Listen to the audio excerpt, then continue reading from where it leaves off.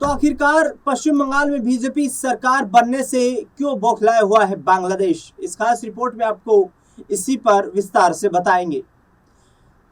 पश्चिम बंगाल में पहली बार बीजेपी सरकार बनी है। 9 मई 2026 को शुभेंदु अधिकारी ने राज्य के मुख्यमंत्री के तौर पर शपथ ली।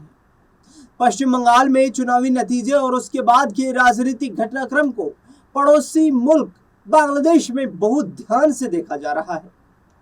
वहां के मीडिया में अल्पसंख्यकों की सुरक्षा, तीस्ता जल बंटवारा संधि और राज्य में बीजेपी के आने पर काफी बातें अहम हो रही है। चुनावी नतीजे आने के 2 दिन बाद ही बांग्लादेश के विदेश मंत्री खलीलुर रहमान ने पश्चिम बंगाल में बीजेपी की जीत के बाद तीस्ता जल बंटवारा समझौते पर तत्काल विचार करने की अपील की थी। उधर साल 2024 में छात्र आंदोलनों से निकली नेशनलिस्ट सिटीजन्स पार्टी के नेता नाहिद इस्लाम ने कहा है, हम पश्चिम बंगाल में हाल की घटनाओं को लेकर गहरी चिंता जता रहे हैं। इनमें मताधिकार से वंचित करने, डराने धमकाने और कमजोर समुदायों को सांप्रदायिक आधार पर निशाना बनाए जाने की खबरें शामिल है। हम अंतर्राष्ट्रीय समुदाय से अपील करते हैं कि भारत में सभी अल्पसंख्यकों और कमजोर वर्गों के अधिकार, सम्मान और सुरक्षा सुनिश्चित करने के लिए कदम उठाए जाएं। साथ ही उन्होंने कहा, हमारा लक्ष्य है कि बांग्लादेश दक्षिण एशिया में अल्पसंख्यकों के लिए सबसे सुरक्षित देश बने। एक तरफ तीस्ता मुद्दे के हल होने की उम्मीद जताई जा रही है, तो दूसरी तरफ अल्पसंख्यकों की सुरक्षा को लेकर भी चिंता जाहिर की जा रही है। अब जमात इस्लामी ने अल्पसंख्यकों से जुड़ी एक बड़ी अपील की है। बांग्लादेश के प्रमुख अंग्रेजी अखबार ढाका ट्रिब्यून ने बांग्लादेश में विपक्ष के नेता जमात इस्लामी के अमीर डॉक्टर शफीकुर रहमान के उस बयान को प्रकाशित किया है, जिसमें उन्होंने शनिवार को भारत सरकार से अपील की थी कि धर्म, जाति या नस्ली आधार पर किसी व्यक्ति या समुदाय को नुकसान पहुंचाने से रोकने को सुनिश्चित किया जाए। ढाका ट्रिब्यून के अनुसार शनिवार को पत्रकारों से बातचीत करते हुए शफीकुर रहमान ने कहा, हम भारत सरकार से अपील करेंगे कि किसी भी धर्म, जाति या जातीय समूह को निशाना बनाकर नुकसान न पहुंचाया जाए। उन्होंने कहा कि भारत अपने संविधान के मुताबिक एक धर्मनिरपेक्ष देश है, इसलिए इस्लाम समेत किसी भी धर्म को अलग करके निशाना नहीं बनाया जाना चाहिए। उन्होंने कहा, हम पश्चिम बंगाल समेत दुनिया में कहीं भी निर्दोष लोगों पर होने वाले अत्याचार के खिलाफ खड़े रहेंगे। जहां भी ऐसा होगा, हम हमेशा पीड़ित लोगों के साथ खड़े रहेंगे। अब बंगाल में चुनाव के बाद बांग्लादेश में ये कैसी बहस है? ढाका से निकलने वाले एक अन्य अखबार डेली स्टार ने एक लेख प्रकाशित किया है, जिसमें इस बात पर चिंता जाहिर की गई है कि शेख हसीना सरकार के पतन के बाद जिस तरीके से बांग्लादेश में अल्पसंख्यकों पर हमले बढ़े हैं और पश्चिम बंगाल और आसाम में जिस तरीके से अल्पसंख्यकों के खिलाफ बयानबाजियां बढ़ी है, उससे नई सरकार के सामने नई चुनौतियां आ गई हैं। लेख के अनुसार बीजेपी की बड़ी जीत को बांग्लादेश के कुछ हिस्सों में हिंदू बहुसंख्यक राजनीति को मजबूत होने के तौर पर देखा जा रहा है। अब ये स्थिति पहले से तनावपूर्ण माहौल को भड़का उकसा सकती है। अगस्त 2024 में शेख हसीना सरकार के गिरने के बाद सत्ता में बने खालीपन के बीच अल्पसंख्यक समुदायों के खिलाफ हिंसा में काफी बढ़ोतरी हुई थी। अब बांग्लादेश में क्यों घट रही है हिंदुओं की आबादी? बांग्लादेश में लंबे समय से हो रहे अल्पसंख्यकों पर हमलों को भी गंभीर ऐतिहासिक घटनाक्रम से जुड़ा हुआ माना जा रहा है। बांग्लादेश में हिंदू आबादी 1942 में करीब 28% थी, जो 2026 के आते आते घटकर लगभग 7.95% रह गई। इसके पीछे लगातार उत्पीड़न, जमीन कब्जाने की घटनाएं, असुरक्षा और भारत की तरफ पलायन को बड़ी वजह माना जा रहा है। बांग्लादेश के कट्टरपंथी समूहों के बीच बीजेपी को सिर्फ एक राजनीतिक दल नहीं, बल्कि आक्रामक हिंदू राष्ट्रवाद के प्रतीक के तौर पर देखा जाता है। पश्चिम बंगाल में इतनी बड़ी जीत और अवैध घुसपैठ, सीमा सुरक्षा और निर्वाचन को लेकर बीजेपी के चुनावी वादों को बांग्लादेश में अब एक बड़े खतरे के रूप में पेश किया जा रहा है। लेख में मौजूदा हालात को पश्चिम बंगाल की नई सरकार के लिए अहम चुनौती बताई गई। इसमें कहा गया है कि भारी जनादेश मिलने के बाद सरकार के पास निष्पक्ष कानून व्यवस्था लागू करने, धर्म या पुरानी राजनीतिक निष्ठा से ऊपर उठकर सभी नागरिकों की सुरक्षा सुनिश्चित करने और किसी भी तरीके की बहुसंख्यक राजनीति की अति को रोकने का बड़ा अवसर है। अब ढाका के सामने नई वास्तविकता क्या है? दिल्ली स्टार ने पश्चिम बंगाल में भगवा का आना और ढाका के सामने नई वास्तविकता नाम से एक लेख प्रकाशित किया है। शहाब इनाम खान ने इस लेख में लिखा कि अब भौगोलिक रूप से बांग्लादेश चारों तरफ से भगवा राजनीति से घिर चुका है। त्रिपुरा में बीजेपी की सरकार है, असम में हिमंता बिस्वा शर्मा की सरकार है। उन्होंने पश्चिम बंगाल चुनाव में शुभेंदु अधिकारी के लिए प्रचार किया था और लोगों को सीमा पार धकेलने जैसी बातें कही थी।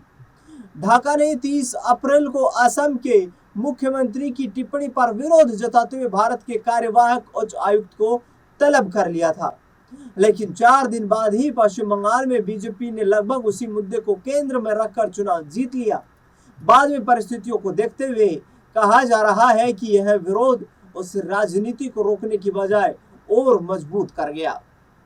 दरअसल अप्रैल में असम के मुख्यमंत्री हिमंता बिस्वा शर्मा ने एक निजी समाचार चैनल के इंटरव्यू में कहा था कि वो हमेशा भगवान से प्रार्थना करते हैं कि भारत बांग्लादेश के आपसी संबंध बेहतर ना हो। बांग्लादेश की चिंताओं में आर्थिक गतिविधियां भी प्रमुख हैं। शहाब इनाम खान ने लिखा कि ढाका कोलकाता कॉरिडोर, जिस पर Kolkata new market park street की अर्थव्यवस्था और पश्चिम बंगाल के छोटे और मझोले कारोबार काफी हद तक निर्भर है, अब वो लगभग ठप पड़ चुका है। बांग्लादेशी खरीदार, कारोबारी, छात्र और मरीज भी इस आर्थिक ढांचे का अहम हिस्सा थे। ममता बनर्जी न तो दिल्ली पर दबाव बना सकी और न ही कोई वैकल्पिक रास्ता पेश कर पाई। रिपोर्ट्स में कहा गया है बीजेपी ने इस आर्थिक गिरावट को खराब प्रबंधन नहीं बल्कि राष्ट्रीय सुरक्षा का मुद्दा बताया।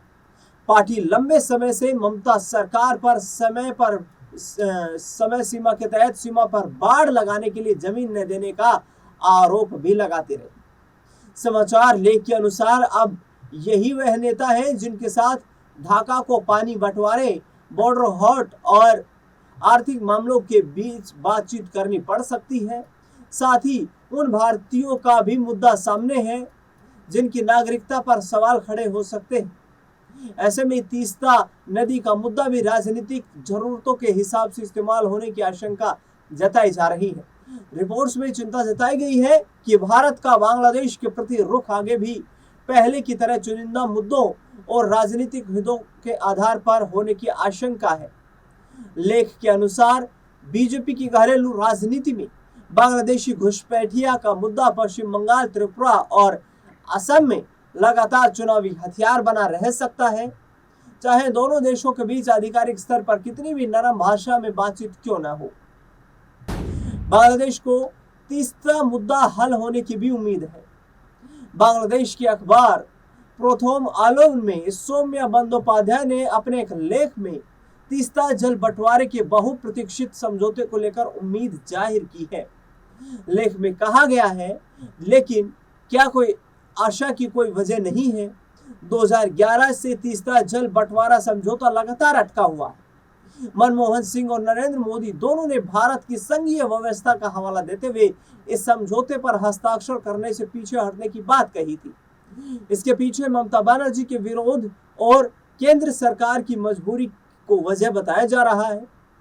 लेकिन अब जब कोलकाता और दिल्ली दोनों जगह एक ही दल की सरकार है तो यह तर्क पहले जैसा नहीं रह गया है। बांग्लादेशी अखबार लिखते हैं, उत्तर बंगाल पर अब बीजेपी की पकड़ मजबूत मानी जा रही है।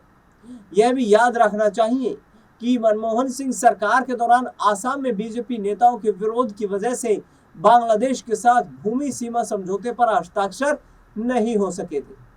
बांग्लादेश ने उम्मीद जताते हुए लिखा, प्रधानमंत्री बनने के बाद नरेंद्र मोदी ने उन आपत्तियों को दरकिनार करते हुए समझौते पर हस्ताक्षर किए थे। अगर वह तीस्ता समझौते में भी ऐसी ही भूमिका निभाते हैं तो ये दोनों देशों के रिश्तों का इतिहास अलग तरीके से लिखा जा सकता है। अब देखना बेहद दिलचस्प रहेगा बांग्लादेश को जो उम्मीद है तीस्ता जल समझौता होने की, क्या पश्चिम बंगाल में बीजेपी सरकार बनने से वो रास्ता ज़्यादा आसान हो जाएगा या फिर भारत सरकार अपना रुख बरकरार रखेगी?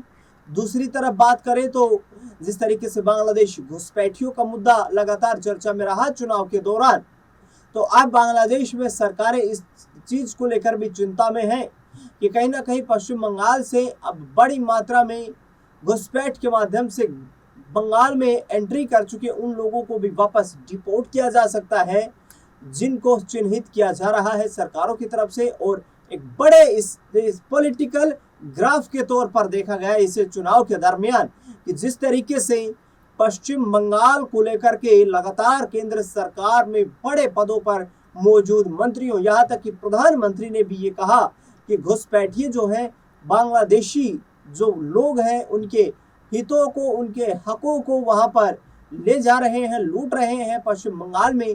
और इसे बड़ा मुद्दा बनाया गया और इस बड़े मुद्दे के जरिए पश्चिम बंगाल में बीजेपी ने इतना बड़ा इतिहास लिखा कि इतिहास में पहली बार उन्हें 2026 तक सरकार बनाने के लिए इंतजार करना पड़ा। आखिरकार क्या बांग्लादेश की चिंताएं पश्चिम बंगाल में बीजेपी सरकार बनने से बढ़ गई हैं? क्या भारत और पश्चिम बंगाल के रिश्ते जो हैं वो पहले से मधुर होते जाएंगे या फिर दोनों देशों के बीच तल्खी बढ़ जाएगी? इस खास रिपोर्ट को लेकर के आपका क्या कहना है, कमेंट बॉक्स में हमें जरूर बताएं। देश दुनिया से जुड़ी लगातार बड़ी खबरों के लिए लगातार बने रहे हमारे साथ।